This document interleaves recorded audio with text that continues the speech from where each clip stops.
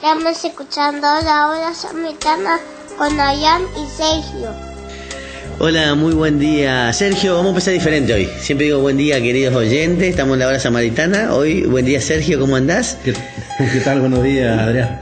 Gracias por, para que no sea muy, claro, para que no sea muy de memoria. Y buen día a nuestros queridos oyentes que están siempre en la 100.9. También, como siempre decimos, nos pueden seguir por las redes sociales, por Facebook, Twitter y YouTube. Están casi todos los programas, creo que casi todos en YouTube ya. Tenemos más de 150 programas, así que eso realmente es una bendición. Cuando empezamos allá, hace 3 años ya, no pensábamos llegar tan lejos, y no solo en la cantidad de programas, sino también en nuestra formación, porque nos ayudó mucho también a instruirnos a nosotros, a crecer, claro, sí, en conocimiento.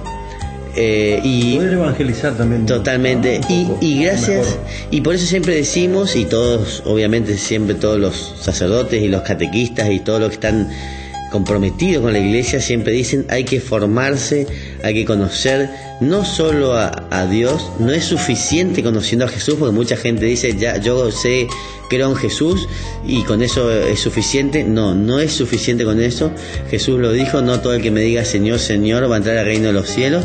Hay que conocer a su iglesia que Él fundó, que dejó para que nos guíes, a su rebaño por medio de sus papas, de su Pedro. Eso ya lo hablamos muchas veces. Hay que conocer la doctrina de la Iglesia Católica, que es riquísima, está muy bien organizada. Todo lo que es la liturgia lleva 2000 años en su práctica y está guiada por el Espíritu Santo, por lo cual el margen de error es mínimo. No puedo decir nulo, aunque me gustaría decirlo, pero para que la gente no... El margen de enseñanza es nulo. Ahora el margen nuestro de aceptación es bastante amplio. Pero bueno, a lo que sé que tenemos que formarnos para que no suceda lo que está sucediendo ahora, que es el tema que queríamos hablar hoy. Si uno está bien formado y conoce lo que es la doctrina de la Iglesia Católica, su iglesia y hasta sus puntos débiles y su historia, si uno quiere decir, uno sabe y tolera algunas equivocaciones, porque sabe que somos humanos y que está manejada por humanos, porque la iglesia siempre va a triunfar y va a prevalecer. Pero ahí hay que hacer una diferencia. Los puntos débiles no están en la doctrina, no están en lo humano, claro, sino que están en las personas. Y ahí es donde nosotros, por falta a veces de conocimiento, por falta de querer involucrarnos un poquito más en nuestra fe, pecamos de pobres, digamos, de pobreza de conocimiento, y nos equivocamos y después analizamos mal las cosas, nos enojamos con nuestra iglesia, nos enojamos con nuestros sacerdotes, y es por falta de lectura, ¿no? De saber la esencia de lo que Jesús nos enseñó, de lo que Jesús quiere para nosotros. Y eso únicamente se logra leyendo la Biblia, leyendo las interpretaciones que hacen los teólogos de la Biblia, y yendo a misa, por supuesto, para que tengamos una explicación más sencilla, más bajada hacia nuestro entendimiento, que a veces es muy sencilla, pero bueno, lamentablemente la iglesia tiene que bajar, tiene que hacer o los sacerdotes tienen que hacer ese alto, ese bajar ese peldaño, para que nosotros podamos comprender con profundidad el pedido de Dios o las razones de Dios, del amor de Dios, que tanto quiere que vayamos a su reino. Y bueno, esto solo hace el conocimiento, porque la falta de es lo que produce lo que vamos a hablar ahora dentro de un ratito. Claro. Y también lo que estábamos hablando fuera del aire, que también compete a este tema, que es la fe. La fe, y también es un hecho que es un don individual, pero forma parte de una confesión de fe, que es un acto en comunidad, es un acto público. La fe expresada con palabras y obras es la confesión de la fe, que es un acto. Entonces, el que tiene fe tiene que confesar su fe.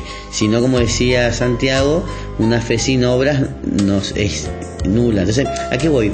Porque hay muchos católicos que dicen: no, yo creo en Dios, hago mi relación personal con Jesús, rezo toda la noche, bendigo la mesa, pero no voy a misa, no salgo a predicar, no hablo de Jesús con gente que no lo conoce, para no conflictuar, para no pelearme, y no me meto en quilombo, yo estoy feliz y está todo bien con Jesús.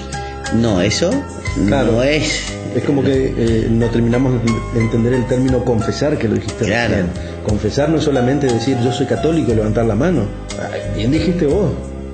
Jesús dijo, no todo el que diga Señor, Señor, o sea, no todo el que lo reconozca como Dios, sino confesar es en un sentido muy, muy amplio acá. Confesar es llevar desde el corazón la religión y hacerla estallar hacia afuera. Y aparte cumplir con uno de los Mostrarse como cumplir con uno de los mandatos principales de Jesús, que antes de ascender al cielo dijo a los apóstoles, y no le dijo solo a esos 12 apóstoles, nos dijo a todos nosotros que por bautismo somos discípulos de Jesús, nos dijo, vayan y hagan que todas las naciones me conozcan y sean mis discípulos. ¿Y cómo se hace eso? Predicando, estando en comunidad. Vos solo en tu habitación rezando no vas a lograr eso.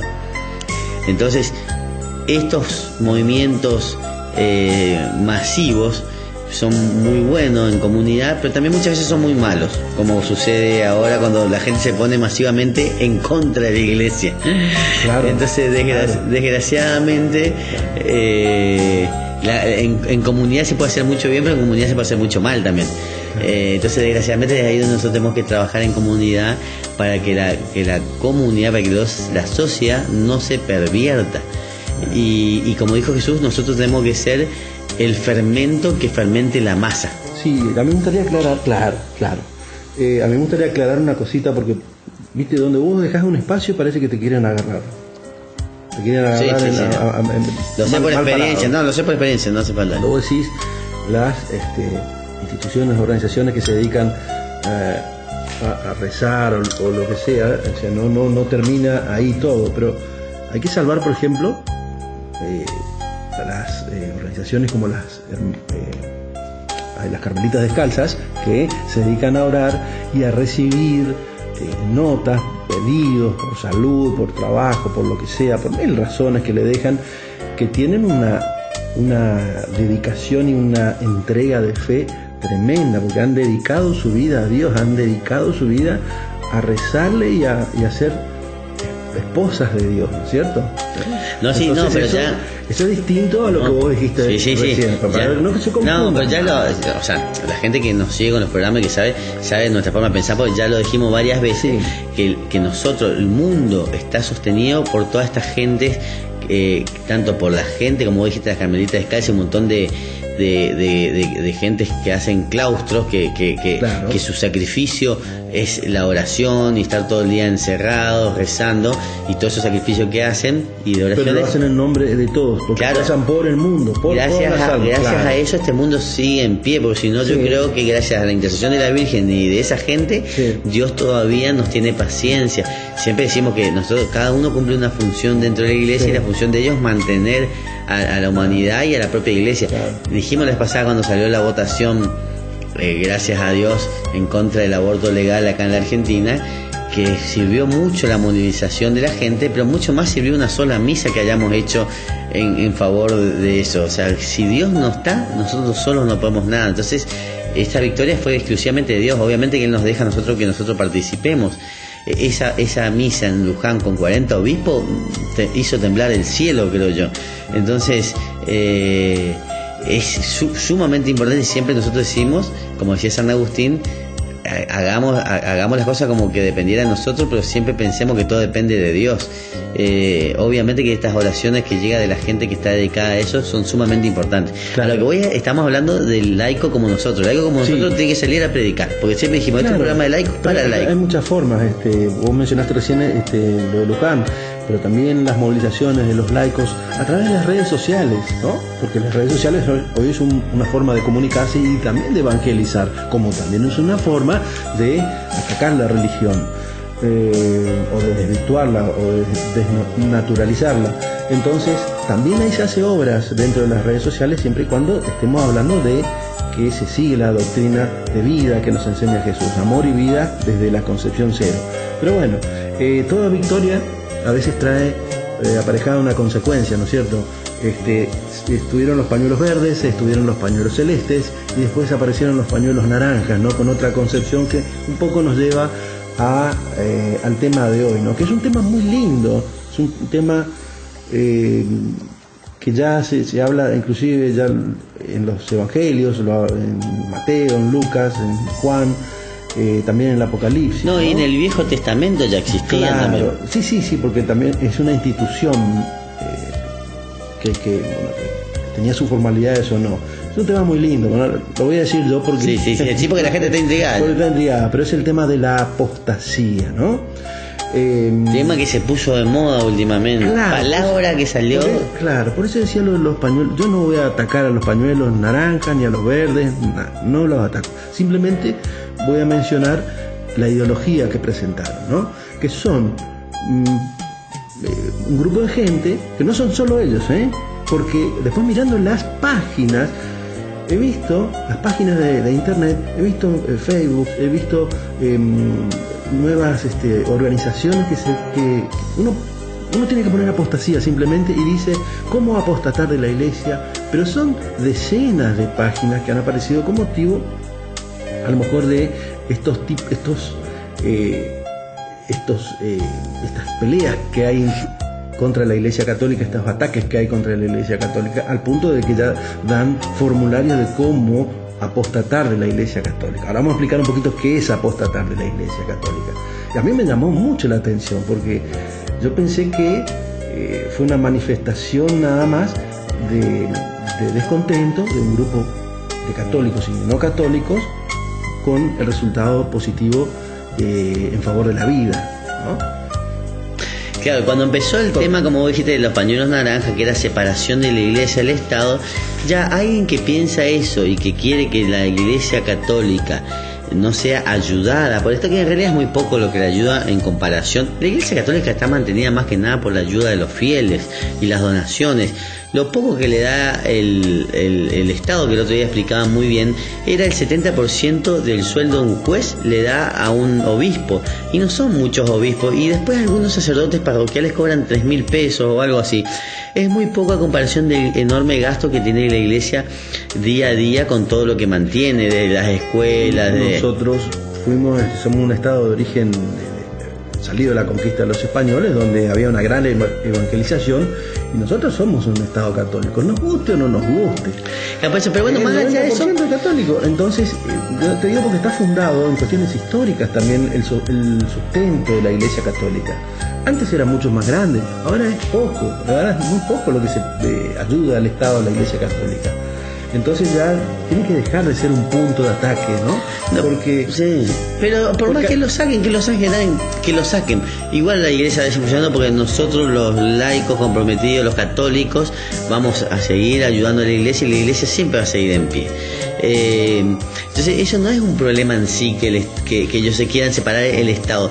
El problema es que el católico busque destruir a su iglesia sacando ese dinero, porque él cree que sacándole ese dinero, no solo el católico, el que piensa de esta manera, va a debilitar a la iglesia. Y es mentira, no va a debilitarla. No. Pero de acá surge el tema de la apostasía, que no se conformaron solo con separarse económicamente, sino se quieren separar espiritualmente de la iglesia. Y ahí eso es lo que significa apostatar. Vamos a darle un significado, a ver, para que la gente vaya metiéndose un poquito en tema de qué significa la apostasía, ¿no? Ahí me voy a un diccionario muy conocido en la web y que dice: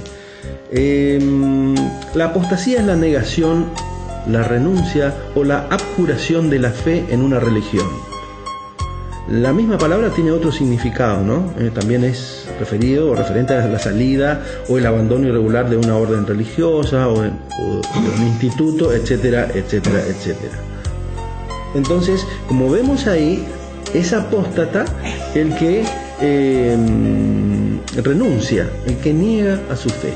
Sí. ¿Qué pasó un poquito con esto de los pañuelos? Digo, pero en realidad excede a la ideología de la gente de pañuelos naranjas. ¿Qué pasó? Algunos que eran católicos, o que se decían ser católicos, se vieron lastimados por esta posición que tomó el Senado.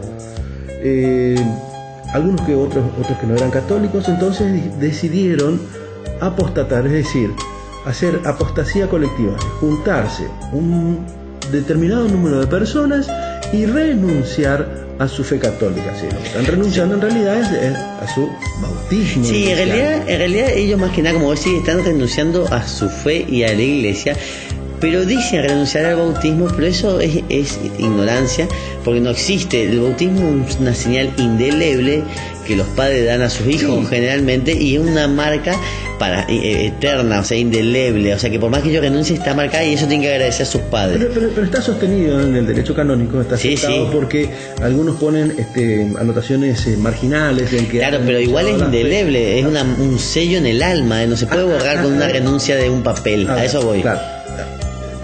Te digo más, si uno quiere renunciar no hace falta decirlo, simplemente descree de Dios y se terminó. Claro. No, o sea, ya no hace falta ni pedir a la iglesia que diga, a ver, ese bautismo que me tomaron allá cuando yo nací, por favor, yo quiero que me lo anulen. No tiene sentido. ¿Y cuál es lo más grave de todo esto, más allá de hacer público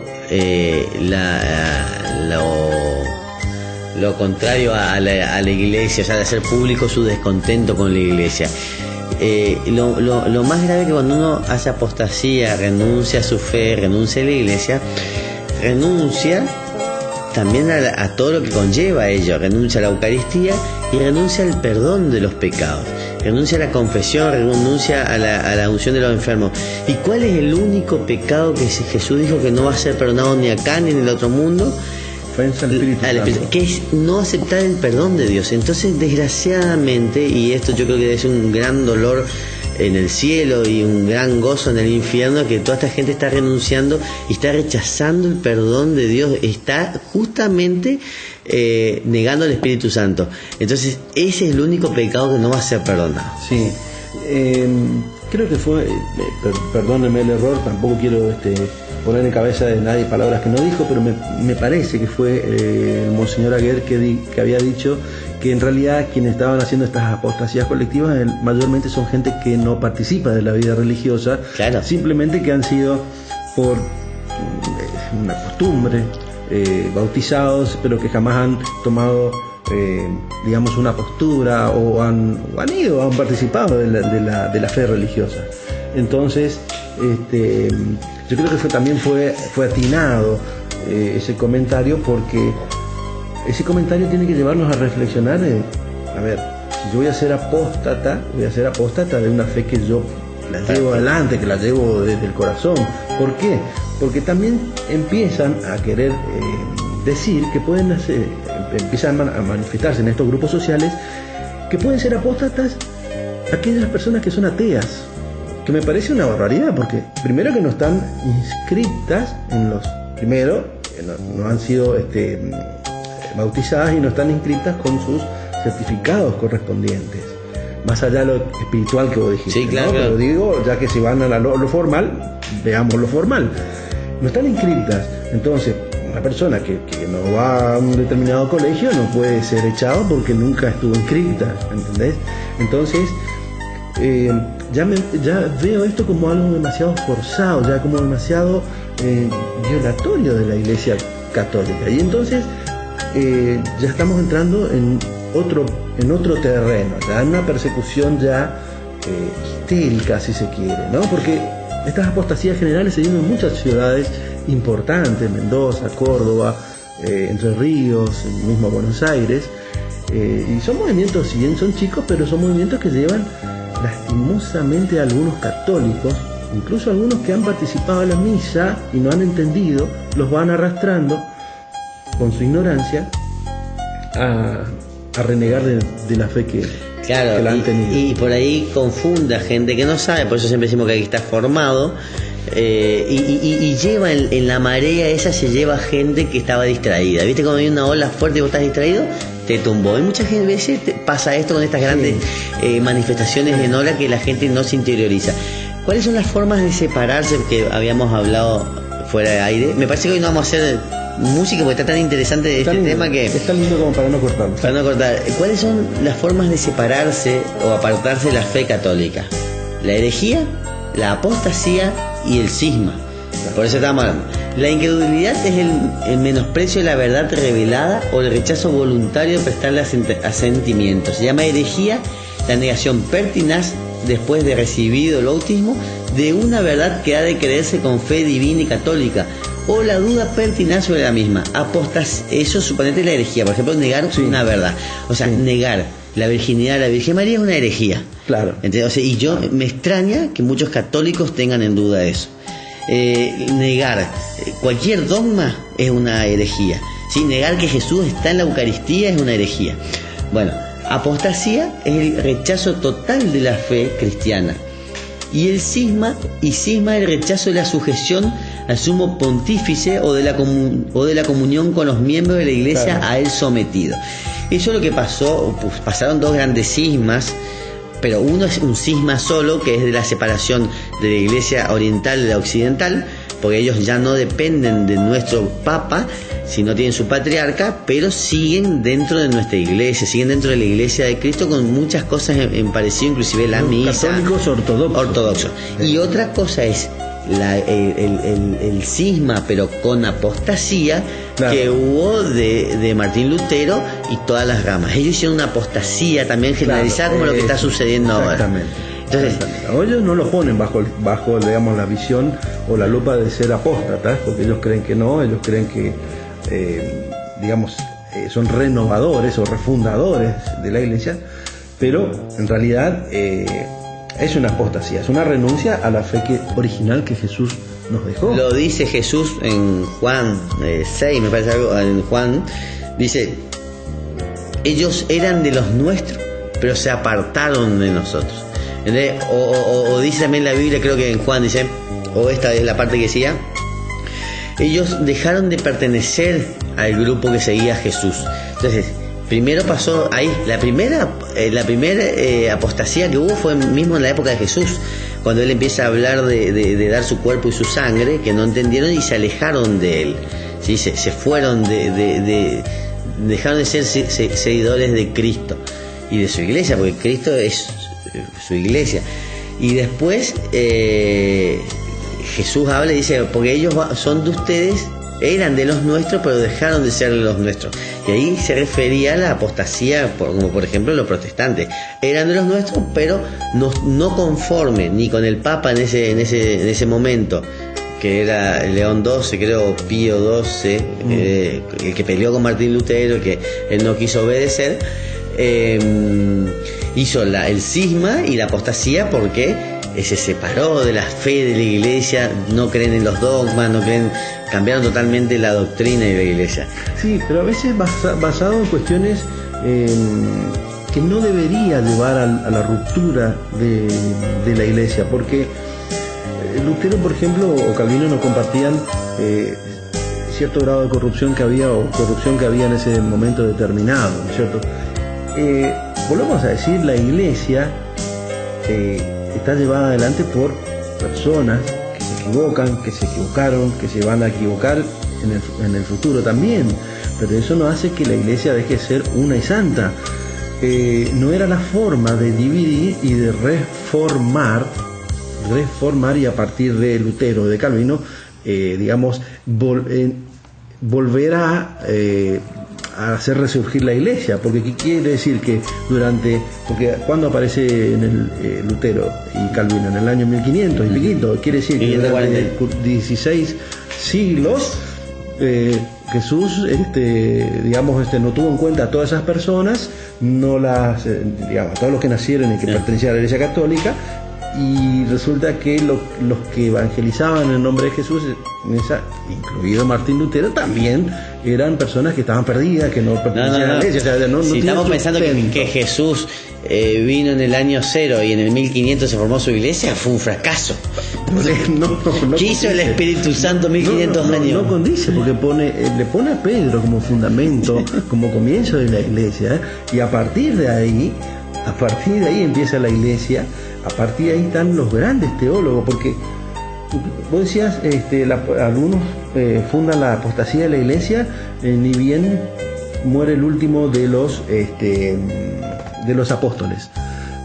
Entonces, Pablo, que vino después, los grandes teólogos que vinieron después, los grandes papas que vinieron después, que sucedieron a Pedro, y que hicieron interpretación y que siguieron teológicamente una doctrina pura y la mejoraron. Santo Tomás de Aquino, que en el 1200 que nos echa agua, que nos echa claridad sobre lo que nosotros teníamos escrito en la Biblia. Quiere decir que eso, el Espíritu Santo durante esos 16 siglos no actuó. Y Jesús nos dejó el Espíritu Santo para que nos acompañe de acá hasta la segunda venida. Entonces, ahí uno ya se da cuenta de la incoherencia que los nuevos cultos no pueden aparecer a partir del año 1500 en adelante. Ahí tenemos sí una verdadera ruptura, reforma y una verdadera apostasía. Realmente Lutero rompe con la Iglesia y se agarra de una justificación que bien podría haberla arreglado dentro de la Iglesia, que bien podría haber pregonado de otra manera para que pudiesen arreglarse los malos manejos que existían, no sé, Sí. En esa época, ¿no es cierto? Concilios, ya habían pasado muchos concilios en ese momento, ¿sí? O sea, todos estos problemas se arreglaban en los concilios. Mismo San Pablo, cuando tiene dudas sobre la circuncisión y sobre la impureza de los alimentos, pero creo que fue sobre el tema de la circuncisión, que en vez de producir una herejía o de hacer alguna apostasía y separar su gente, sube hasta Jerusalén y se junta con Pedro y se ponen de acuerdo, ¿entendés? Porque si no, ahí hubiese sido también la primera gran herejía o apostasía o cisma de la Iglesia. Lo podría haber hecho San Pablo, que terminó dándole tanto a la Iglesia. Mirá si por un capricho, por decirlo como Martín Lutero, hubiese hecho semejante daño a la Iglesia. Fíjate lo que produce el ingreso de todos los paganos, que eran muchísimos los que se iban convirtiendo en Roma, en Jerusalén mismo, en Medio Oriente, donde iba Pablo, donde iba Esteban, donde iban, bueno, un montón de, por ahí me equivoqué, Esteban, pero gente, Silas, un montón de personas que iban acompañando y que iban evangelizando. Fíjate vos que lo que hace justamente es juntar, y la decisión de Pedro, sabia decisión, guiada por el Espíritu Santo, termina de mancomunar a los paganos y a los judíos, a los israelitas cristianos. Entonces, con ese criterio tenía que haberse manejado después, en el año 1200, Calvino, Lutero, etcétera, etcétera, digamos, con otra visión. Pero bueno, también había mucha de mezquindad en Lutero.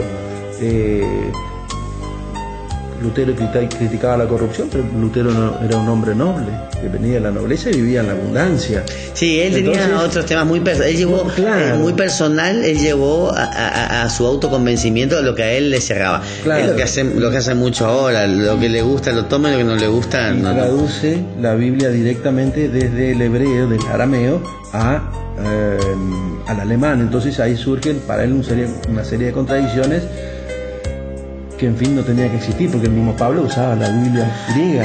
No, y el mismo Jesús usaba la Biblia del Antiguo Testamento, que después Lutero saca los dos libros. Bueno, pero vamos ahora sí a un temita musical, vamos a darle tiempo a nuestra audiencia. Media hora hablamos, Sergio, así que un hermoso tema, que vayan a preparar el mate, a renovar el mate, al baño, y nos volvemos a encontrar después de este temita musical.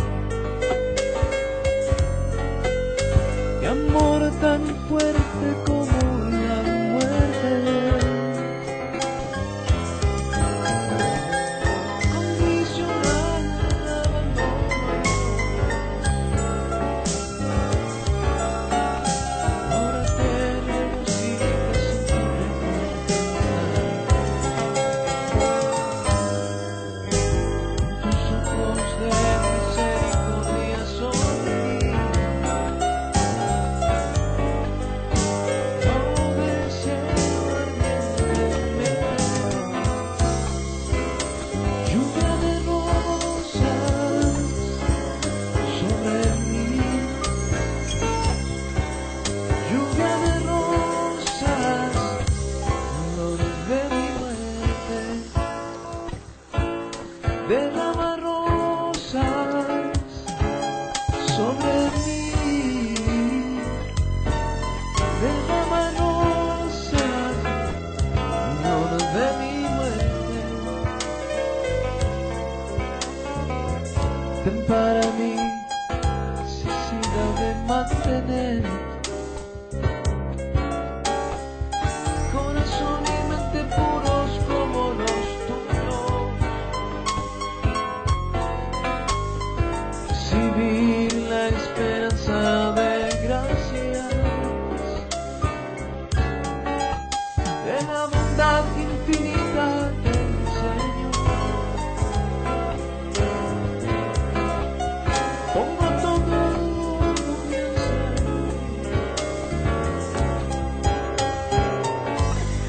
camino me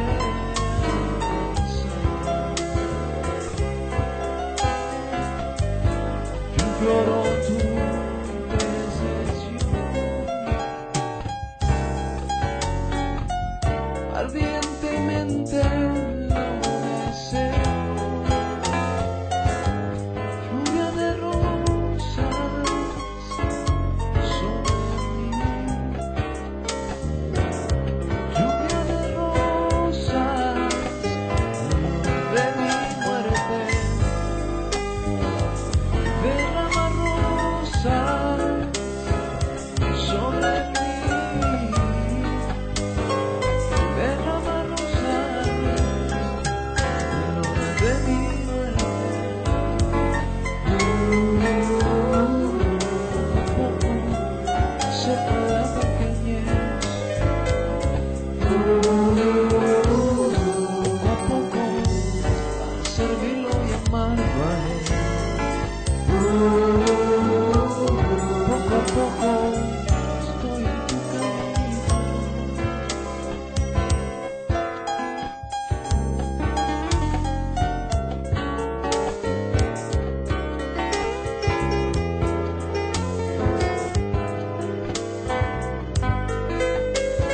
Santa Teresita del Niño Jesús, un deseo ardientemente.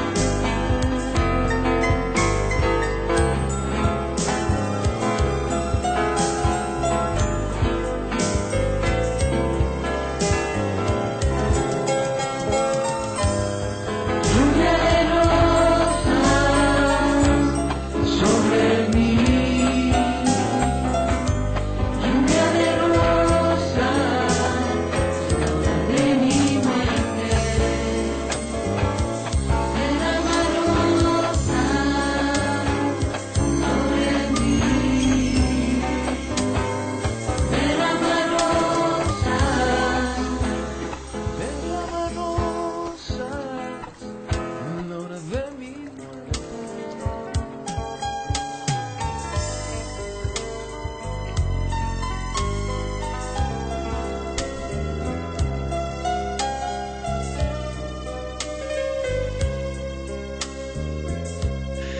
Bueno, seguimos mientras Sergio mejora el mate. Vamos a leer qué dice la Biblia sobre la apostasía. Por ejemplo, en 2 de Timoteo dice: pero los hombres malos e impostores irán en peor, engañando y siendo engañados. Tú, sin embargo, persiste en las cosas que has aprendido y de las cuales te convenciste, sabiendo de quiénes las has aprendido, y que desde la niñez has sabido las Sagradas Escrituras, las cuales te pueden dar la sabiduría que lleva a la salvación mediante la fe en Cristo. Toda Escritura es inspirada por Dios y útil para enseñar, para reprender, para corregir, para instruir en justicia, a fin de que el hombre de Dios sea perfecto, equipado para toda obra buena. Acá es lo que estábamos diciendo, nosotros tenemos que aprender y creer lo que nosotros aprendimos, y todo esto que estábamos diciendo es lo que aprendimos. Nosotros, nadie nos va a venir a convencer de que seamos apóstatas en nuestra iglesia por alguno u otro error o alguna otra cosa que a nosotros no nos convenza. Sería ir en contra de los planes de Dios, inclusive de pensar de que nosotros, de creer de soberbios, digamos. Claro, por eso te está hablando lo que nosotros siempre repetimos. Te está hablando del conocimiento, aquel que mamó desde la infancia en su casa, de los conocimientos basados en la religión.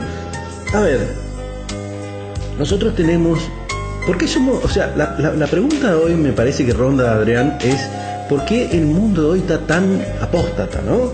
Porque lo que pasó, pasó. Pero ¿por qué hoy la gente reniega tanto de la iglesia, reniega tanto de la religión? Nosotros lo venimos diciendo, la iglesia lo viene sosteniendo siempre, que es por falta de compromiso, falta de conocimiento, etcétera, etcétera. Pero yo creo que hay un poco más de todo esto. Nosotros no terminamos de saborear lo que nos enseña Jesús, no terminamos de saborear la riqueza de la Biblia, porque todo lo que leemos pareciese, y es donde nos atacan y donde producen fracturas y, como te decía hoy, fisuras en la iglesia, pareciese que son cosas que ya son imposibles de hacer, que ya no están de moda, cosas que ya no sirven, que no se adecuan a este tiempo, lo que siempre decimos nosotros. Entonces es donde nos producen, nos atacan, donde más nos duele, ¿no es cierto?, en nuestros deseos, en nuestras pasiones, como que es algo anacrónico lo que está escrito por Jesús, y la verdad que lo que Jesús dice tiene validez hasta la eternidad, no hasta el fin de los tiempos, por la eternidad tiene validez. Entonces nosotros en este mundo que tanto pelea el bien y el mal, no terminamos de entender que lo mejor que hay es seguir lo más sanamente posible la doctrina de la iglesia, lo que Jesús nos ha enseñado.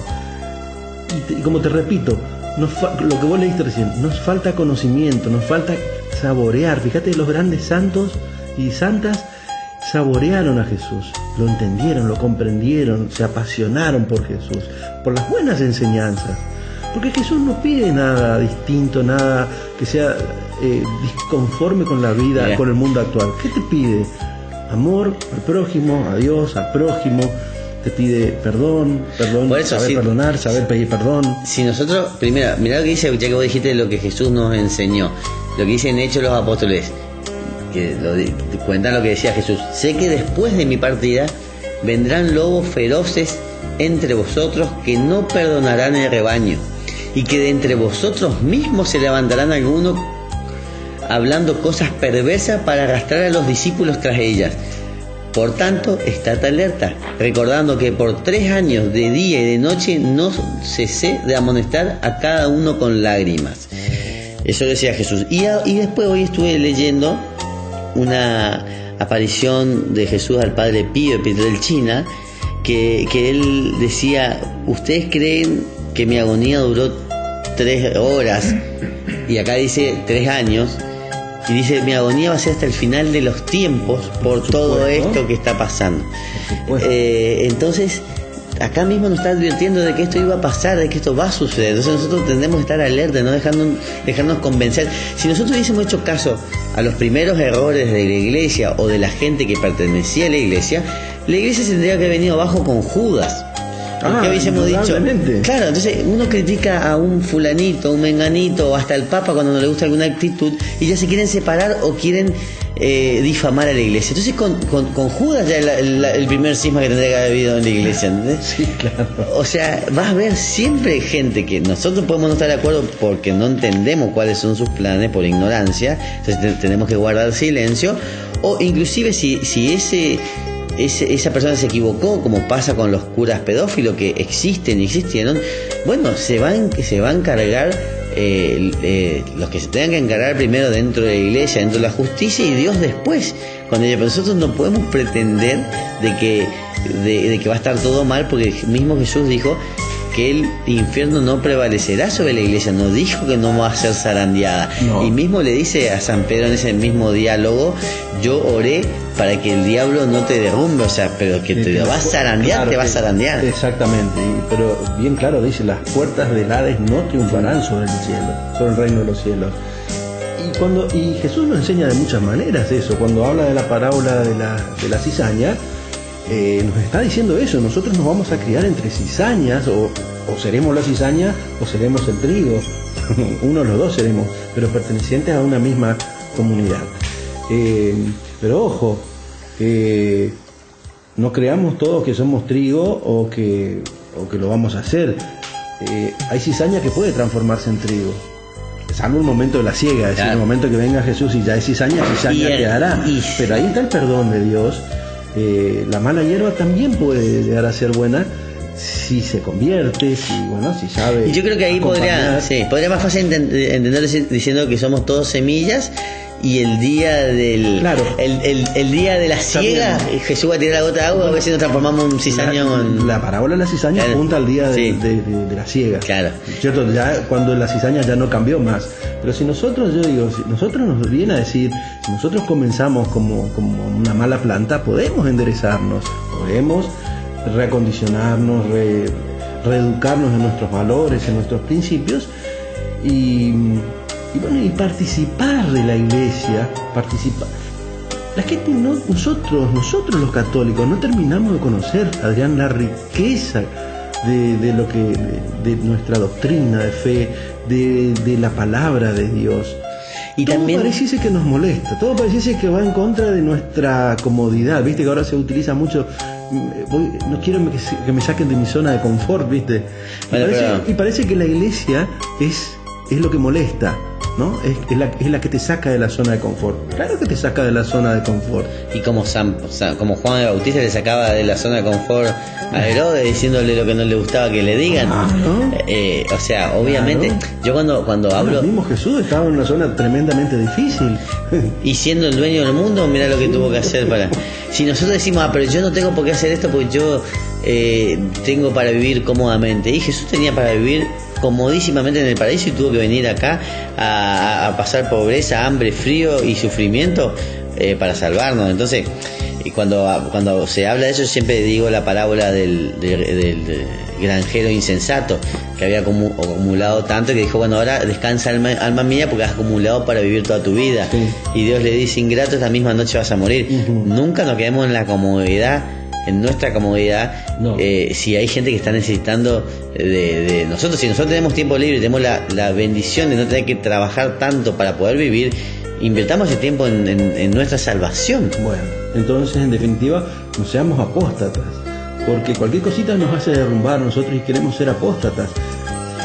¿Sabes qué? Me lleva a pensar que cuando leíamos el día que exige una especie de formalidad, y lo aclaramos después, que va a la parte espiritual también, nosotros muchas veces somos apóstatas porque renunciamos a muchas exigencias que nos pone Dios.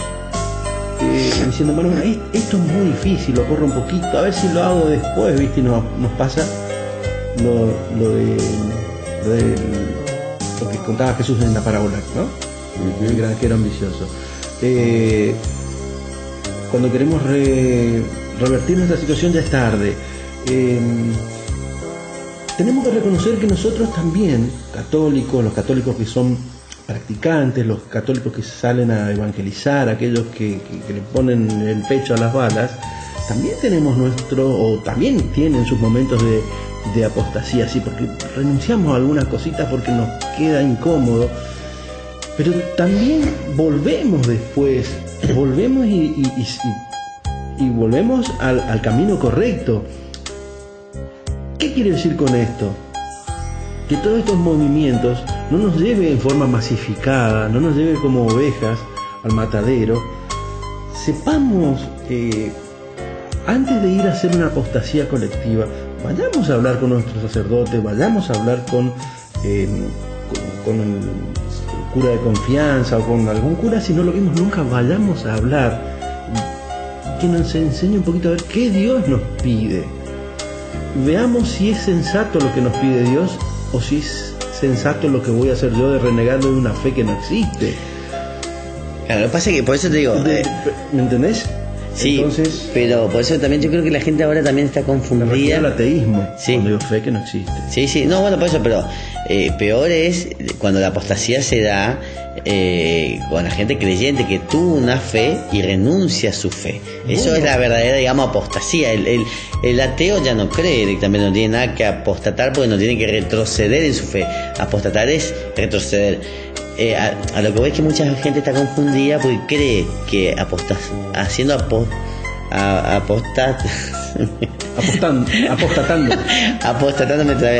a la iglesia, creen que está haciendo solo sobre la iglesia como institución y no sobre Jesús.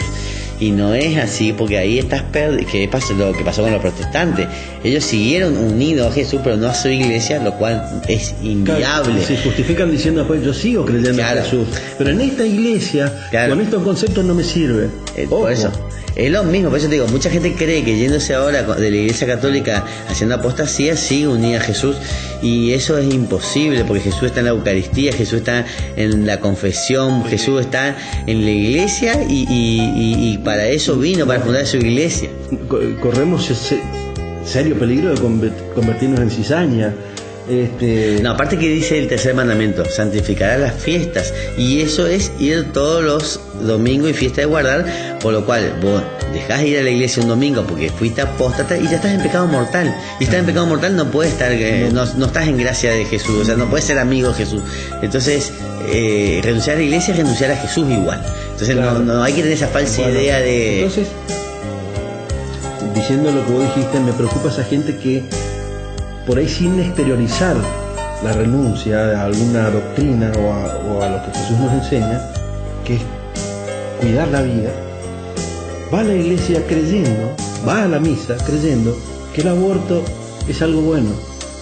Me duele pensar ese tipo de gente que va a comulgar porque analizó mal el tema de la salud pública, o porque tuvo una experiencia de vida tal vez que la marcó, o porque en su casa no son tan católicos y está aprendiendo. Esa gente también me preocupa. Digamos, porque de alguna manera es apóstata, es decir, está renunciando a un pedacito de la fe, no a toda, pero está renunciando a un pedazo muy importante. Entonces, volvemos a lo mismo, a lo que leíste. Concientizarnos, conocer nuestra fe. Nuestra fe nos abre más puertas de las que cierra. Y eso es algo que hay que palparlo. Jesús dice, la puerta se estrecha, pero depende de nosotros también. ¿Nosotros la agrandamos o nosotros la estrechamos? No podemos estar entre los católicos y decir yo estoy a favor del aborto, o no sé, o yo estoy a favor de la pena de muerte, no, tampoco. No sé, son pequeñas formitas también de que nos va arrastrando, nos va apartando nuestra fe y nos va llevando al descreimiento general después, o a la apostasía hipotética que podemos tener. Mirá lo que dice San Pablo habla mucho sobre esto, dice lindas cosas. Primero dice, os ruego, hermano, que guardéis de los que suscitan divisiones y escándalos contra la doctrina que habéis aprendido, apartados de ellos. Os conjuro, hermanos, por el nombre de nuestro Señor Jesucristo, que tengáis todos un mismo hablar, no haya entre vosotros divisiones, antes bien estéis unidos en una misma mentalidad y un mismo juicio. Parece que Martín Lutero no leyó esta parte después, porque vendrá un tiempo en que los hombres no soportarán las doctrinas sanas, sino que arrastrados por sus propias pasiones, que es lo que está pasando ahora, se harán con un montón de maestros por el prurito de oír novedades, apartarán sus oídos de la verdad y se volverán a las fábulas. Y después también habla, porque te quiero unir a algo que voy a decir, cuáles son las obras de la carne conocidas: fornicación, impureza, libertinaje, idolatría, hechicería, discordia, celo, ira, divisiones, envidia, embriaguez, orgías y cosas semejantes. Todo esto que nosotros estamos viviendo ahora, ligado a todo esto y a la apostasía, es la ideología de género, que quiere que el hombre viva de las obras de la carne, fornicación, impureza, libertad, que hagamos lo que nuestras pasiones nos llevan, que es lo que acá condena San Pablo. Entonces, que nosotros sigamos nuestras propias pasiones, lo que mi cuerpo me pide yo lo tengo que hacer, entonces yo soy libre de hacerlo, pero como la iglesia me prohíbe, porque Jesús me prohibió, yo me voy a separar de la iglesia, no voy a acatar lo que dice ella, voy a hacer lo que yo quiero. Entonces, ¿cómo tengo que hacerlo? Formalmente hacer una notita para decir que no pertenezco más a la iglesia, porque quiero hacer lo que mis impulsos me dicen. Entonces ahí está el problema. Ahora, si nosotros como padres, que ahora hay un gran movimiento de padres, pues en las escuelas se está avanzando sobre esta ideología de género. A los chicos le están enseñando que hay más que dos sexos, cuando Dios puso hombre y mujer, los hizo, mujer y hombre los hizo. Entonces yo creo que tenemos un verdadero problema donde tenemos que actuar como padres, como católicos, porque ahí es donde se está engendrando la cizaña, ahí es donde están plantando la cizaña. Claro, y aunque no tengamos religión, no tengamos culto, no tengamos nada, pensémoslo desde el lado natural. La naturaleza, saquemos a Dios, si algunos no quieren creer en Dios, la naturaleza creó hombre y mujer. En toda la naturaleza no existe un tercer sexo, no existe no sé, un tercer género. Entonces, ¿qué vamos a forzar? No, hay un montón. No podemos forzar la naturaleza, no podemos forzar. O sea, Dios creó la naturaleza, no podemos forzar a Dios. ¿Por qué nosotros siempre, la Iglesia Católica, hace hincapié en la vida de los santos? Para que imitemos la vida de gente común, como nosotros, dedicada a Jesús, que como vos dijiste antes, que lo amó, que lo siguió, que se comprometió. Entonces, para que sea ejemplo nuestro. Bueno, también hay muchos ejemplos dentro en la sociedad o dentro de la iglesia de gente que tenía una condición, ya sea homosexualidad, y hay diferentes testimonios que por no hacer esto que dice San Pablo, que no hay que hacer, que la fornicación, por el conocimiento de Dios, apostaron al celibato. Y algunos hasta se hicieron religiosos, y no son los pedófilos que andan a ver, son realmente célibes. Entregaron su sexualidad a Dios, como habla Jesús, que dice: algunos van a ser eunucos porque nacieron eunucos, y otros se van a hacer por el reino de los cielos. A que quiera tener oídos, que oiga. Ahí lo dijo muy claro: el que tiene esas inclinaciones puede entregar a Dios eso como un sacrificio, también como una ofrenda, y no seguir sus impulsos de la carne, sino espirituales, y entregarse a Dios y vivir dentro de la iglesia como mismo los separados y vueltos a casar quieren estar juntos, que sean célibes, que no tengan sexualidad, pero el hombre le da mucha importancia a la sexualidad, y ahí está el problema. Creen que no se puede vivir sin ella, y mucha gente demostró que sí se puede. Por eso hay que leer la vida de los santos, hay que hablar con los santos. Cuando uno habla de Es importante, aunque parezca gracioso, es importante el ayuno, porque el ayuno nos enseña a dominar nuestra voluntad, nuestras imperfecciones, y lo han apaciguar la carne para... Claro, y lo han practicado desde el comienzo de los ayunos y los sacrificios. Los ayunos y los sacrificios, porque bueno, hoy no voy a comer este chocolate porque mi cuerpo me tira a querer comer, y forma parte también de una gula. Entonces todo eso es para ir dominando el cuerpo. Lo que pasa es que el que no lo practica y no va, el que no se entrena se lastima. Entonces hay que entrenarse en las cosas tanto físicas como espirituales, siempre lo decimos. Bueno, hay que leerlo a San Pablo en este sentido, cuando separa bien lo que es el espíritu y la carne, y cómo el hombre se deja llevar arruina el espíritu, ¿no es cierto? Cuando se deja llevar por las pasiones de la carne. Jesús y los apóstoles se criaron, vamos por decir de alguna manera, dentro del Imperio Romano, con toda la corrupción que se conocía, que era sabida, vidas suntuosas, idólatras, de orgía, de baños públicos donde entraba la prostitución, etcétera, etcétera. Entonces es algo que creo que existió del comienzo del mundo, obviamente. Claro, pero lo malo que ahora se lo quiere hacer ver que es bueno. A eso yo voy, claro. Entonces ya lo advirtió bien San Pablo, ¿no? Porque lo vivía. ¿Cómo se llama? San Benito se va a la cueva cuando va a Roma a formarse, y ve el desorden que había, la inmoralidad que había, y forma las reglas de San Benito, que son durísimas, ¿no es cierto? Y ahí está el celibato fuerte, está el dominio de las pasiones. Sí, San Benito dice que en un ataque de concupiscencia, sí, se tiró en un rosal. Claro, en un porque se le espinal, presentaba no sé. al diablo en forma de mujer, entonces, claro, lo atraía el deseo sexual, ¿no es cierto? Entonces, sí, Se tiró en un coso de espinas. Claro, sí, él vivía en una cueva, por eso era muy tentado por el diablo. Bueno, pero ahora nosotros no queremos hacer eso. Nosotros no queremos tirarnos al rosario. No queremos tirar los brazos de la Claro, seducción y pero bueno, después yo es lo que el mundo lo hace. Yo entiendo, yo soy humano, yo tengo ojos, yo tengo pensamientos. Bueno, pero preguntémonos por qué hay gente que puede hacerlo. Por eso siempre cuando hablan del celibato, que de los sacerdotes, que se tienen que casar, ¿y por qué no hablan con los sacerdotes y con los Si seminaristas? quieren casarse, obviamente que no. Si ellos lo están haciendo, ¿por qué no hablan con ellos? Que son el ejemplo para preguntar, ¿por qué sacamos nuestras propias conclusiones desde el otro lado? Nosotros no tenemos que hacer lo que la mayoría de la gente hace, sino lo que está escrito que debemos hacer. Te doy una de las, digamos, uno de los fundamentos, porque dice que con eso se va a terminar un poco el tema de la pedofilia. Mentira. Eso no tiene nada que ver. Lamentablemente el sacerdote que es pedófilo es un enfermo. ¿Y sabe qué? Que lo ajusticie la justicia humana. Si tiene que ir preso, que vaya en cana, porque lo que se hace no tiene perdón humano. Dios sabrá ajusticiarlo y sabrá perdonarlo si hay arrepentimiento, pero eso ya es dentro del ámbito espiritual. Pero no tiene absolutamente nada que ver una cosa con otra.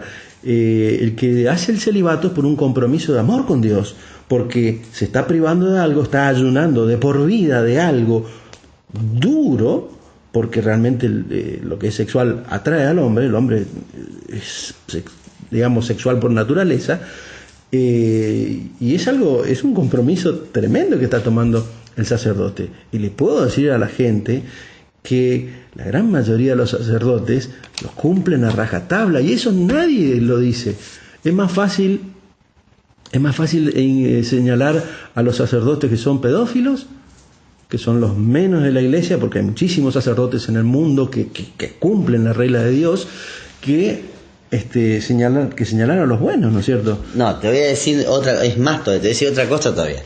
Muchos de los seminaristas actuales son chicos que entraron al seminario a los 20, 24 y más edad, que ya tuvieron novia.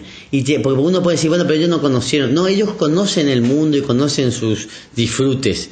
Así todos decidieron por Dios y renunciar a todo eso. Porque siempre dice que no conoce no extraña. Mira, ellos conocieron y muchos tuvieron novia, inclusive se dice que el Papa Francisco tuvo novia, pero está bien. Claro, por eso. Está bien. Y así todo renunció a eso. Yo conozco un sacerdote, no lo voy a deschavar, pero yo conozco, creo que lo ha comentado en sus misas, acá de Posadas. Es un hombre extraordinario para hablar con él, un hombre grande, que contaba, cuando él le dice al padre que va a ser sacerdote, el padre le dice, era de una familia acaudalada, le dice, pero conocí el mundo primero, le dice, antes de decidir. Bueno, tanto le insistió que creo que durante unos 2 años salió a conocer el mundo. Cuando te dice así, te da a entender que lo disfrutó, lo habrá disfrutado con mujeres, habrá disfrutado la buena vida, la buena comida, lo que nos parece bueno a nosotros. Vuelve y elige por Dios. O sea, habiendo conocido el extremo, vuelve y elige lo que más le apasionaba. Es decir, elige la castidad. Y hoy te puedo decir que es un hombre intachable, un sacerdote intachable. Bueno, no vayamos tan lejos. Te voy a contar yo lo que yo pienso. Te voy a contar en secreto, pero ¿quién es? No, y yo te voy a contar acá, que es algo que yo cuento también siempre, que por ejemplo, yo estando en la facultad, yo siempre digo que yo fui católico, que por eso hay que enseñar a los chicos de Jesús de chico, porque es como andar en bicicleta. Después te puedes bajar de bicicleta, pero tarde o temprano agarrás y volvés a andar. Y bueno, y siempre está esta época rebelde de la adolescencia, donde los padres tienen que saber sostenerlo a los hijos dentro de la iglesia, porque hay muchos chicos que lo logran. Los padres tienen que saber sostenerse, claro, a los ellos mismos. Bueno, pero yo me alejé en la secundaria y en la facultad. No. Y siempre, hasta la conversión hace unos años, que siempre hablamos de volver a la iglesia, pero volver en serio, siempre creí que la mejor etapa de mi vida había sido la facultad. Y con mis amigos los hablábamos. Qué buena etapa la de la facultad, pues fue la que más disfrutamos, la que más nos divertimos, la que más salimos, la que más nos emborrachamos, la que ya no sé. Y hoy, viéndolo desde donde estoy parado ahora, creo que fue la peor etapa en mi vida. Y si tendría que volver a elegir, no elegiría. No, pero hablando conscientemente, hablando desde mi alma, fue la peor etapa de mi vida. Y si hoy con el pensamiento que tengo hoy, no lo haría. No volvería a repetir. Viste que uno siempre dice, no, si tendría que pasar por todo lo mismo que viví, viviría todo lo mismo. Equivocado. El que hizo eso porque no tiene un poquito de mea culpa de cuándo se puede haber equivocado. Yo no haría ni el 5% de lo que hice, porque lo hice mal. Bueno, y yo creo que este sacerdote también debe pensar lo mismo. De cuando se fue a conocer el mundo, hoy no le debe dar disfrute todo lo que hizo. Al contrario, le debe dar culpa, diciendo, mira lo alejado que estuve de Dios en esos años. Y sí, pero creo que lo disfrutó, pero no la trajo. No, pero tampoco... No una atracción, digamos, no, era más el amor con Dios, el compromiso con Dios, más fuerte el llamado de Dios que el llamado del mundo banal, digamos, del mundo... Pero fíjate qué feo que la gente diga eso. ¿Por qué no conoces el mundo primero? Yo siempre digo lo mismo cuando a mí, por ejemplo, yo no soy un fanático de los viajes. No me interesa. Me dice, pero ¿sabés qué lindo lugar? Conocer el mundo le quiere decir conocer la vida un poco más licenciosa. Suponete, ¿no? Que decir el mundo. Pero él se fue de viaje. Afuera. Bueno, pero suponete que hay gente que dice, hay lindos lugares en el mundo. Yo digo, como decía la Madre Teresa de Calcuta, ya en la eternidad voy a tener tiempo de descansar. Bueno, yo en la eternidad, en el cielo, voy a conocer lugares mucho más lindos que el más lindo del mundo acá en la tierra. Entonces me preocupo por otras cosas y no por el mundo, ni conocer el mundo, que a lo mejor antes sí. Pues yo creo que si uno enseña a su hijo a los verdaderos valores, nunca van a llegar a la necesidad de tener que salir a conocer el mundo para decidirse por Dios. Ahí está el tema, estamos enceguecidos por las bellezas y las atracciones de este mundo y nos, la palma de las manos nos tapa el sol, ¿no es cierto? Nos tapa el bosque. No vemos el reino de Dios, que es infinitamente más lindo que esto. No vemos porque no lo conocemos y porque no queremos conocerle, porque no queremos creer en lo que Jesús nos dijo. Y ahora que se termina la semana, decimos siempre por ahí se nos pasan temas de charlar, no hablamos de del día del catequista, que fue feliz día para vos esta semana, y fue el cumpleaños del padre José Luis, que es nuestro párroco de la catedral y mi director espiritual, así que también le mando saludos públicamente. Ellos estuvieron toda la semana en un retiro de silencio. Y bueno, y como siempre nos estamos despidiendo, Sergio, por el tiempo, pero sigamos rezando por nuestra iglesia, por nuestros sacerdotes y por todo. Que la gente no se vaya de la iglesia. Sí, recemos mucho para que esté con fe. Y que no sea tampoco convencida ni desviada. Nos vemos la semana que viene, vamos a ver qué acontece en esta semana.